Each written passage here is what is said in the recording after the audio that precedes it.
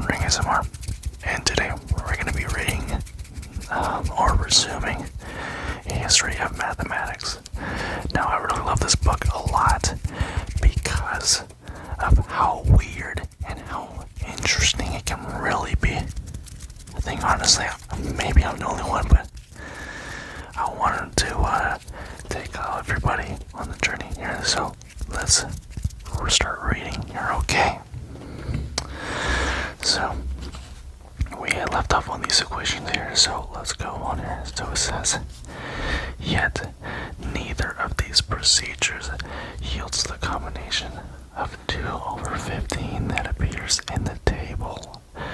Recently, it has been suggested that the choice in most cases was dictated by the Egyptian preference for fractions derived from the natural fractions 1 over 3 and 2 over 3 by successive having this.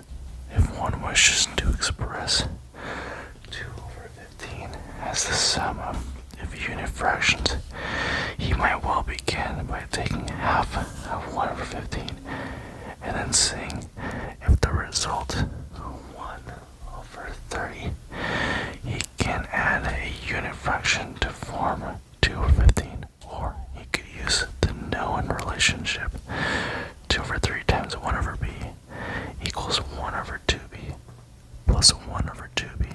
Okay. To reach the same result, 2 over 15 equals 1 over 10 plus 1 over 30. One problem of the Rind papyrus specifically mentions the second method for finding 2/3 of 1 over 5 and asserts that one proceeding likewise for other fractions. Passages such as this indicate that the Egyptians had some appreciation of general rules and methods above the beyond the specific case at hand, and this represents an important step in the development of mathematics. For the discomposition of the 2 over 5, the halving procedure is not appropriate, but by beginning with a third of 1 over 5, one finds the decomposition given by Amy's 2 over 5 equals 1 over 3 plus 1 over 15. It finds the case of 2 over 7.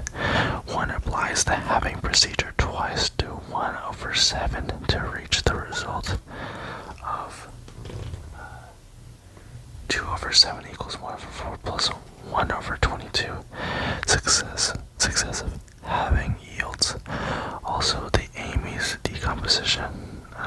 2 over 15 equals 1 over 8 plus 1 over 52 plus 1 over 164.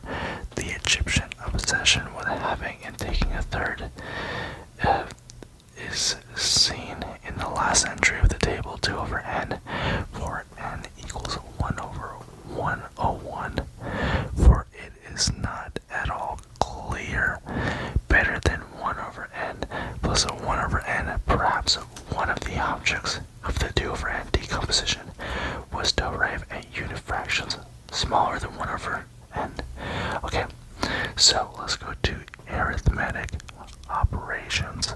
Okay, so the 2 over n table in the Amis papyrus is followed by a short n over 10 table. For n from 1 to 9, the fractions again being expressed in terms of the favorites, unit fractions, and the fraction 2 over 5, the fraction 9 over 10, for example, is broken into 1 over 30 and 1 over 5 and 2 over 3.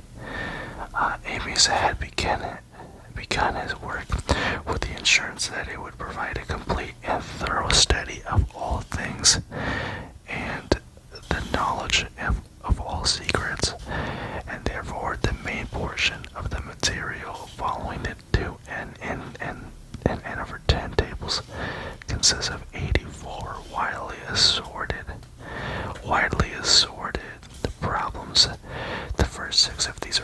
division of 1 or 2 or 6 or 7 or 8 or 9 loaves of bread among 10 men.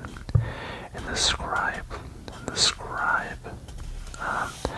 makes use of the n over 10 table that has just given. In the first problem, the scribe goes to considerable trouble to show that it's correct to give each of the 10 men 1/10 of a loaf. If one man receives 1/10 loaf, 2 men will receive 2 over 10 and 1 over 5, and 4 men will receive 2 over 5 of a loaf, or 1 over 3 plus 1 over 15 of a loaf. Hence, 8 men will receive 2 over 5 plus 2 over 15 of a loaf, and 2 over 3 plus 1 over 10 plus 1 over 30 of a loaf.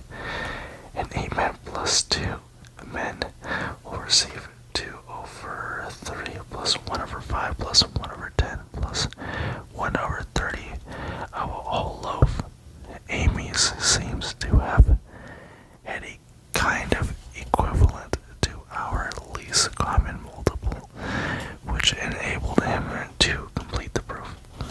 In the division of 7 loaves among 10 men, the scribe might have chosen 1 over 2 plus 1 over 5 of a loaf for each, but the predilection, there you go, for 2 over 3 led him instead to 2 over 3 and 1 over 30 of a loaf for each. The fundamental arithmetic operation in Egypt was an addition, and our operations of multiplication and division were performed in Amy's day through successive doubling or duplication. Our word multiplication or manifold is in fact suggestive of Egyptian process, and multiplication of, say, 69 by 19 would be performed by adding 69 to itself to obtain 138, then adding this to itself to reach 276. By applying duplication again to get 552, and once more to obtain 1104, which is of course 16 times 69, inasmuch as 19 equals 16 plus 2 plus 1. The result of multiplying 69 by 19 is 1104 plus 138 plus 69, and that is 1311. Occasionally, a multiplication by 10 also was used, for this was a natural concomitant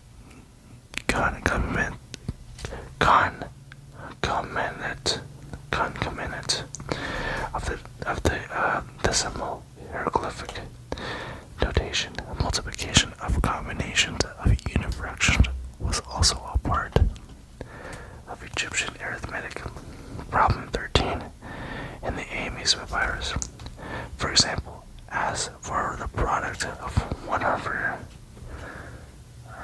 16 plus 1 over 112 and 1 plus 1/2 plus 1 over 4, the result is correctly found to be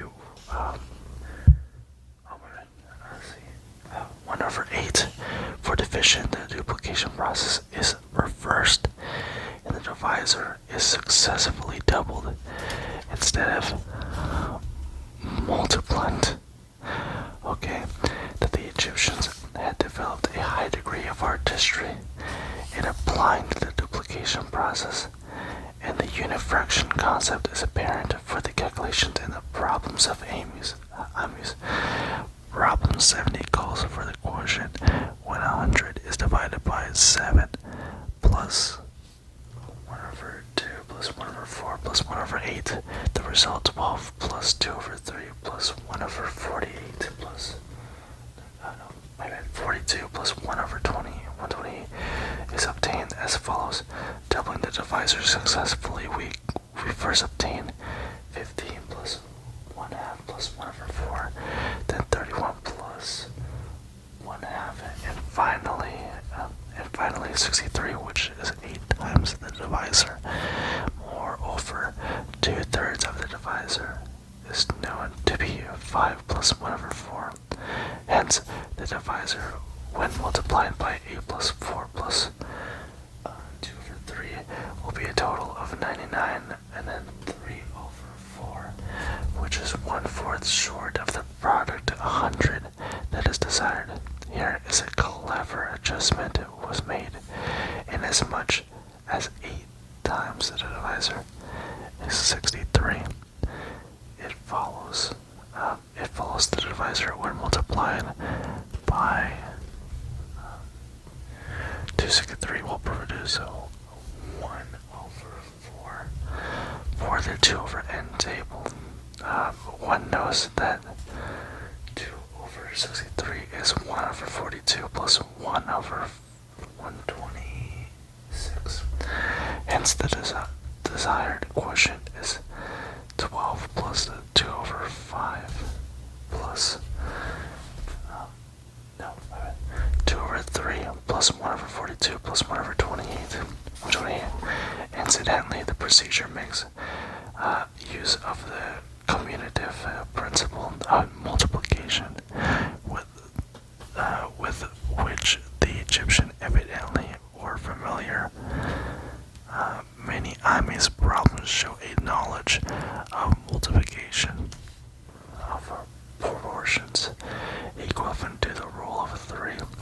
Problem 72 calls for the number of loaves of bread of a strength of 45, which are equivalent to 100 loaves of strength 10, and the solutions is given as 100 divided by 10 times 45, or 450 loaves. In bread and beer problems, the strength of peso is the reciprocal of grain density, being the quotient of the number of loaves of units of volume divided by the amount of grain. Bread and beer problems are numerous in the Amis papyrus. Problem 63, for example, requires the division of 700 loaves of bread among 4 recipients. If the amount they are to receive are in the continued proportions 2 over 3,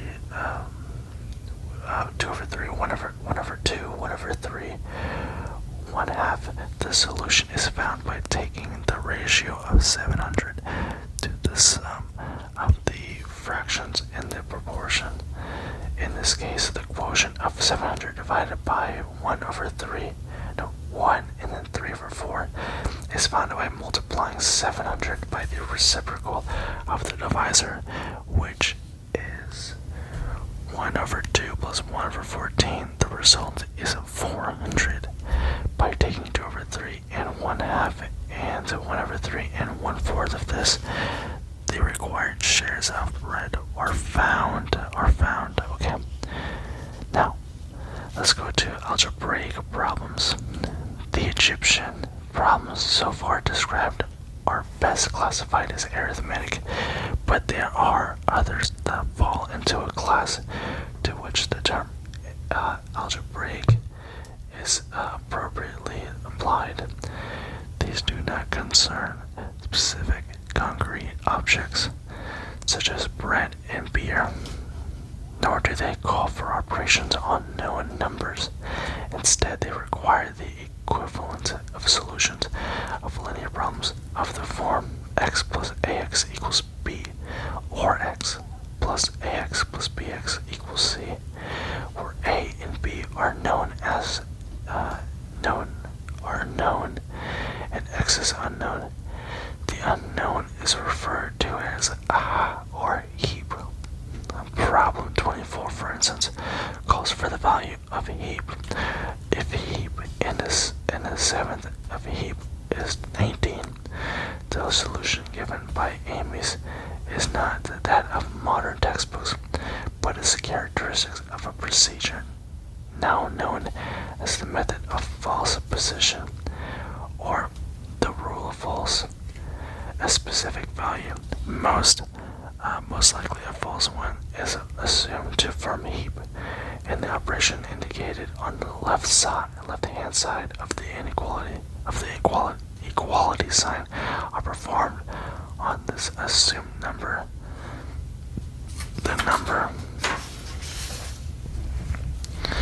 These operations then is compared with the result desired, and by the use of the prepositions, the correct answer is found.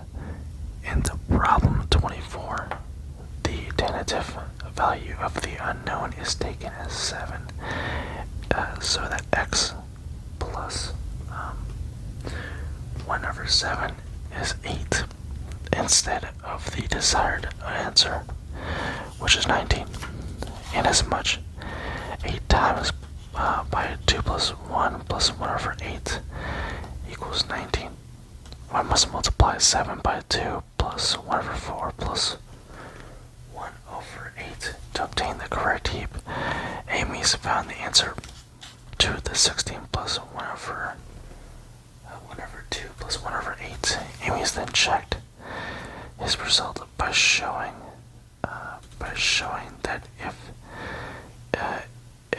2 16 plus 1 over 8, 1 adds the seventh of this, which is 2 plus 1 over 4 plus 1 over 8. One does indeed obtain 19. Here we see another significant step in the development of mathematics, for the check is a simple instance of proof.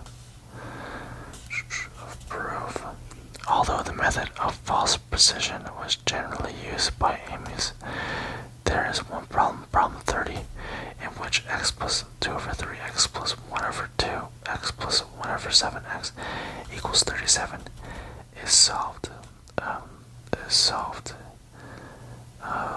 by factoring the left-hand side of the equation and dividing 37 by 1 plus 2 over 3 plus 1 over 2 plus 1 over 7, the result being 16 plus 1 over 52 plus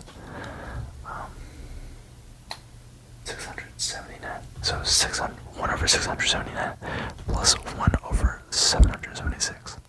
Many of the calculations in the Rhind Papyrus evidently are practice exercises for young students, although a large proportion of them are of a practical nature. In some places, the scribes to have puzzles or mathematical recreations in mind. Thus, problem 79, cities only 7 houses, 49 cats, 343 mice, 2401 ears of a spelt, 16807 hectares. It is presumed that the scribe was dealing with a problem, perhaps quite well known, in which in each of the 7 houses there were 7 cats of which eat 7 mice, each of which would have eaten 7 ears of grain, each of which would have produced 7 measures of grain. The problem evidently called not for the practical answer, which would be the number of measures of grain that were saved, but for the impractical sum of the numbers of houses, cats, mice, ears of spelt, and measures of grain. This bit of fun of the Amy's Papyrus seemed to be a forerunner of our familiar nursery rhyme. And the rhyme goes as follows: as I go to St.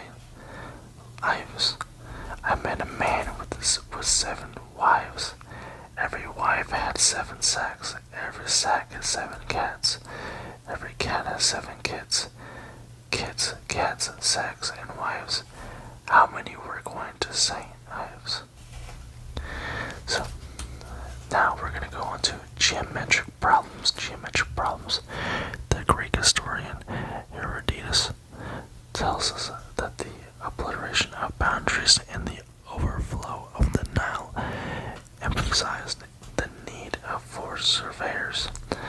The accomplishments of the rope structures of Egypt evidently were admired by Democritus, an accomplished mathematician and one of the founders of the atom theory, and today their accomplishments seem to be overvalued, in part as a result of the admirable accuracy of construction of the pyramids. It is often said that the ancient Egyptians were familiar with the Pythagorean theorem, but there is no hint of this in the papyri that have come down to us. There are none other than some geometric problems in the Ames papyrus. Problem 51 of the Ames showed that the area of an isosceles triangle was found by taking the half of what we call the base and multiplying this by the altitude. Ames justified this method by finding the area by suggesting that the isosceles triangle can be thought of as 2 right triangles, one of which can be shifted in position so that together the two triangles form a rectangle. The isosceles trapezoid is similarly handed in problem 52, in which the larger base of a trapezoid is 6. The smaller base is 4, and the distance between them is 20, taking half the sum of the base. So as to make a triangle, a rectangle. Ames multiply this by 20 to find the area. In transformations such as these, in which isosceles triangles and trapezoids are converted into rectangles, we see the beginnings of a theory of a congruence in the idea of proof in geometry. But the Egyptians did not carry their work further. A serious deficiency in their geometry was the lack of a clear distinction between relationships that are exact and those that are approximations only. A surviving deed from Efu, dating from a period some 1500 years ago, Ames gives examples of triangles, trapezoids, rectangles, and more general quadrilaterals. The rule for finding the area of the general quadrilateral is to take the product of the arithmetic means of the opposite sides. Inaccurate though the rule is, here, give me a second. Okay, though the rule is, the author of the deed deduced from it a corollary that the area of the triangle is half the sum of the two sides multiplied by half the third side. This is the striking essence of the search for a relationship among geometric figures, as well as an early use of the zero concept as a replacement for a magnitude in geometry. The Egyptian rule for finding the area of a circle has long been regarded as one of the outstanding achievements of the time. In problem 50, the scribe Ames assumed that the area of a circular field with a diameter of 9 units is the same as the area of a square with a side of 8 units. If 9 units is the same as the area of the square with a side of 8 units, I'm sorry. If we compare the assumption with the modern formula the area equals pi r squared, we find the Egyptian rule to the equivalent to giving pi a value of about 3 over 1 over 6. A commendable, close approximation, but here we go again. We miss any hint that Amis was aware that the areas of the circle were not exactly equal. It is possible that the problem 48 gives a hint of the way in which the Egyptians were led in the area of the circle. In this problem, the scribe from an octagon from a square of size 9 units by transecting the sides and cutting off the 4 corners isosceles triangles, each having an area of 4.5 units. The area of the octagon, which is not differed greatly from that of a circle inscribed within the square, is 63 units, which is not far removed from the area of a square with 8 units on a side. That the number 4 times 8 over 9 square did indeed play a role comparable to our constant pi. Seems to be confirmed by the Egyptians' rule for the circumference of a circle, according to which the ratio of the area of a circle to the circumference is the same as the ratio of the area of the circumcised square to its perimeter. The observation represents a geometric relationship of far greater precision and the mathematical significance than the relatively good approximation for n. The degree of accuracy in approximation is, after all, not a good measure of either mathematical or architectural achievement, and we should not overemphasize this aspect of Egyptian work. Recognition